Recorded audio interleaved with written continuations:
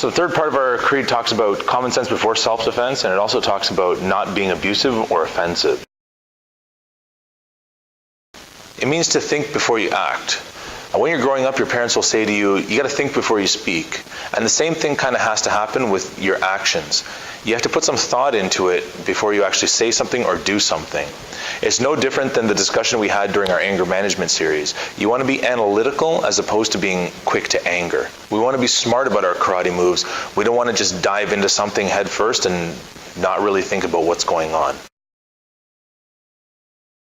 There's three parts that I want to cover with that. So the first part is common sense. We never want to use karate outside of where it's supposed to be used. So we can practice in the dojo and we can practice at home if our parents have designated a space for us. But sometimes parents will say no, and that's fine too. We always have to respect what our parents are saying about their home. We want to avoid using our martial arts in places where it doesn't belong. So karate most certainly does not belong in school. If you decide that you're going to use your karate in school, you start punching and kicking, you're setting yourself up for a very big fall.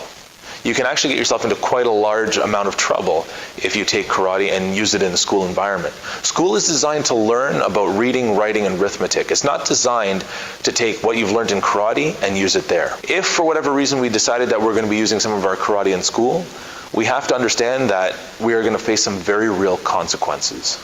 And those consequences include detention, suspension, and even expulsion.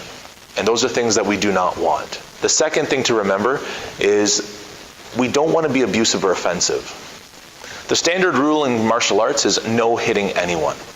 If we go around and we hit people or we say things that are unkind, we're actually being offensive. And we start punching people or kicking people, we're being abusive. Karate is not about that.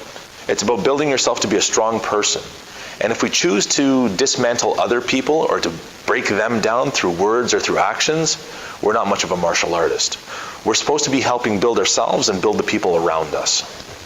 There's a very real punishment that comes with being abusive. And it separates us from our true goal of being a martial artist. A real martial artist has the ability to control themselves. Someone who cannot control themselves and uses punches and kicks to express themselves is not a true martial artist. Third thing I want you to remember is, although we practice to punch and kick, we practice on a daily basis, a weekly basis, karate is not designed to go out into the world and hurt people. It's actually designed to separate us from danger. We have to have the common sense to step away from danger first and only use karate as a last resort. It is the very, very, very last thing that we use in order to keep ourselves safe. We have to use common sense, words, and any other strategy we can think of before we go to physical violence. It really is the last thing that we want to use.